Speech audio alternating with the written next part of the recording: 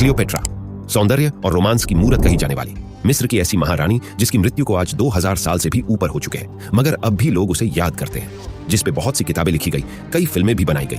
लेकिन क्यों? क्लियोपेट्रा के जीवन में ऐसा क्या खास था? चलिए जानते हैं। क्लियोपेट्रा का जन्म पटोलेमैक वंश में हुआ था। यह वंश अपने ही परिवार में किसी से भी शादियां कर लेने के लिए बदनाम था। इसके पीछे उनका उद्देश्य राजवंश की रक्षा करना और अपने एक ही परिवार के अंदर शक्ति बनाए रखना था। तो ऐसे में क्लियोपेट्रा ने भी यही किया। उसने अपने दो भाइयों पटोलेमी 13 और पटोलेमी 14 से विवाह किया और बाद में खुद क्लियोपेट्रा ही इन दोनों भाइयों की मौत का कारण बनी। दरअसल पहले उसने अपने छोटे भाई पटोलेमी 13 से शादी की। इस दौरान छोटे भाई की उम्र महज 10 वर्ष थी, जबकि क्लियोपेट्रा की आयु 18 वर्ष थी। इस विवाह के बाद दोनों भाइयों के बीच तकरार शुरू हो गई और उनके बीच ताकत की जंग होने लगी, जिसने एक गृह युद्ध का रूप ले लिया। इसी बीच जूलियस सीजर की मदद से क्लियोपेट्रा ने अपने छोटे भाई की सेना को परास्त कर उसे नील नदी में डुबोकर मरवा दिया। फिर उसने अपने दूसरे भाई पटोलेमी 14 से शादी की और कहते हैं शायद क्लियोपेट्रा के आदेश पर ही बाद में उसे भी मार दिया गया। गौरतलब है कि इन आपसी विवाहों के बावजूद क्लियोपेट्रा का नाम सबसे ज्यादा जूलियस सीजर और मार्क एंथोनी जैसे रोमन सम्राटों के साथ लिया जाता है। इन दोनों से न सिर्फ उसने शादी करके बच्चे पैदा किए, बल्कि इन्हीं शादियों की वजह से आगे चलकर वो मिस्र की आखिरी फिरौन भी बनी। जिस तरह से क्लियोपेट्रा सबसे अलग थी, कुछ वैसे ही उसके अपने रंग रूप की देखभाल करने के तरीके भी थे। अपनी अपीयरेंस को बेहतरीन बनाए रखने के लिए उसने कई तरह के महंगे और अनोखे सौंदर्य उपचार इजाद किए, जिनमें से एक उपचार था गधों के दूध से नहाना। जी हाँ, माना जाता था कि गधों के दूध में त्वचा को मुलायम बनाने और जवां दिखाने के गुण होते हैं। ऐसे में क्लियोपेट्रा प्रतिदिन गधों के दूध से नहाती थी और इतने दूध के लिए हर दिन उसे 700 दूध देने वाले गधों की आवश्यकता होती थी। अपने होठों को सुर्ख लाल बनाने के लिए क्लियोपेट्रा कुचली हुई चींटियां, कारमाइन और बीजवैक्स का मिश्रण बनाकर लगाती थी। साथ ही अपने चेहरे की त्वचा को चमकदार और जवान बनाए रखने के लिए क्लियोपेट्रा एक फेस पैक भी लगाती थी, जिसको भुने हुए बादाम, शहद और ताजा गधों के दूध के मिश्रण से बनाया जाता था। यानी कि क्लियोपेट्रा की अन्य राजनीतिक रणनीतियों की तरह ही उसका सबसे अलग दिखने का जुनून भी शायद उसकी एक रणनीति थी। प्राचीन मिस्र के अधिकतर लोग आइसिस नामक एक देवी की पूजा किया करते थे, जिसका फायदा क्लियोपेट्रा ने बखूबी उठाया। वो खुद इस देवी की सबसे बड़ी भक्त बनकर लोगों के सामने आई ताकि देवी के अनुयायियों को अपनी तरफ आकर्षित कर सके।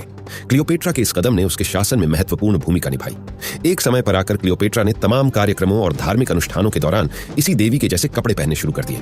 ध्यान देने वाली बात है कि आइसिस को फर्टिलिटी, मातृत्व और जादू की देवी कहा जाता था। ऐसे में लोग क्लियोपेट्रा को भी उसी का रूप समझने लगे। इस देवी के प्रतीक का प्रभावी रूप से उपयोग करते हुए क्लियोपेट्रा ने जनता के दिलों में एक खास जगह बना ली। आइसिस के साथ इस संबंध से क्लियोपेट्रा को देवी के मौजूदा धार्मिक अनुयायियों का सहयोग तो मिला ही, साथ ही उसकी छवि हर किसी के दिल में एक दयालु और सहानुभूति रखने वाले शासक की बन गई। क्लियोपेट्रा अपने अपार धन और शक्ति के प्रदर्शन के लिए भी जानी जाती थी। एक बार जब रोम के शासक मार्क एंथनी ने क्लियोपेट्रा को रोम के प्रति अपनी वफादारी दिखाने के लिए तारसस बुलाया, तो क्लियोपेट्रा वहां एक सोने से बना पानी का जहाज लेकर पहुंच गई। इस जहाज पर सोने, चांदी और हीरे मोती जड़े हुए थे। साथ ही इसमें खूबसूरत महिलाएं मधुर संगीत पर नाच रही थी। इस गोल्डन शिप से जबरदस्त एंट्री करने के बाद मार्क एंथनी के यहां पहुंचकर क्लियोपेट्रा ने शानदार भोजन का आयोजन किया। भोजन के इस कार्यक्रम में अनेकों विदेशी खाने, शराब और मनोरंजन की व्यवस्था की गई थी, जिसे देखकर मार्क एंथनी काफी प्रभावित हुआ। मतलब कि योजनाबद्ध तरीके से क्लियोपेट्रा रोम के शासक को अपनी शक्ति का प्रदर्शन दिखाने में कामयाब रही। ऐसा करके उसने एक महिला होते हुए भी मिस्र की एक कुशल और स्वतंत्र शासक होने का प्रमाण दिया, जिसका प्रभाव आगे चलकर मिस्र और रोम के आपसी संबंधों पर भी काफी अच्छा रहा। अक्सर फिल्मी पर्दे पर क्लियोपेट्रा को बेहद सुंदर और कामुक दिखाया जाता है, लेकिन लोकप्रिय मान्यताओं के विपरीत संभवतः क्लियोपेट्रा उतनी ज्यादा खूबसूरत भी नहीं थी जैसा कि अक्सर उसे साहित्य और मीडिया में चित्रित किया जाता है। ऐसा हम इसलिए कह रहे हैं क्योंकि हमारे पास उस समय की ऐसी कोई तस्वीर या फिर हाथ के लिखे लेख ना के समान है जिनमें उसकी सुंदरता का बखान किया गया हो। वैसे कुछ ऐतिहासिक सिक्के और मूर्तियां जरूर है जिनमें इस महान रानी को तीखा नाक, लंबी ठुड्डी और गहरी आंखों के साथ दिखाया गया है। इस तरह के नए नक्श आधुनिक सौंदर्य मानकों के साथ मेल नहीं खाते, मगर हो सकता है कि उस दौर में यही सुंदरता की परिभाषा हुआ करती थी। खैर, देखा जाए तो सौंदर्य की परिभाषा हर किसी के लिए व्यक्तिगत है, यानी कि जो आपको सुंदर लगता हो वो आपके दोस्त को बदसूरत भी लग सकता है। और शायद क्लियोपेट्रा की सुंदरता उसके शारीरिक रूप से नहीं बल्कि उसकी बुद्धिमत्ता के कारण थी। क्लियोपेट्रा की मौत किन कारणों से हुई, ये सवाल आज भी इतिहासकारों के बीच एक चर्चा का विषय है। एक कहानी के अनुसार उसने आखिर में खुद को एक सांप से कटवाकर आत्महत्या कर ली थी। हालांकि इसके अलावा भी क्लियोपेट्रा की मौत के कुछ अन्य किस्से भी मशहूर हैं, जिसमें उसकी मौत सांप के काटने से नहीं होती। देखा जाए तो शायद हम कभी नहीं जान पाएंगे कि उसकी मौत कैसे हुई, मगर इतना जरूर है कि मरने से पहले ये रानी इतिहास के पन्नों में अपना नाम हमेशा के लिए अमर कर गई। प्राचीन मिस्र का एक सबसे बड़ा रहस्य है कि क्लियोपेट्रा का मकबरा आखिर कहाँ है। ऐतिहासिक रूप से सबसे प्रसिद्ध व्यक्तियों में से एक होने के बावजूद मिस्र के लोग नहीं जानते कि उनकी इस अंतिम फेरो की कब्र कहाँ पर है।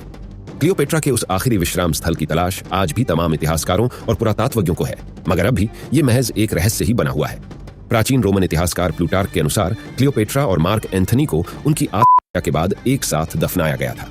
प्लूटार्क ने लिखा कि जिस ताबूत में क्लियोपेट्रा को दफनाया गया वो सोने से बना था और उसे महंगे रत्नों से सजाया गया था।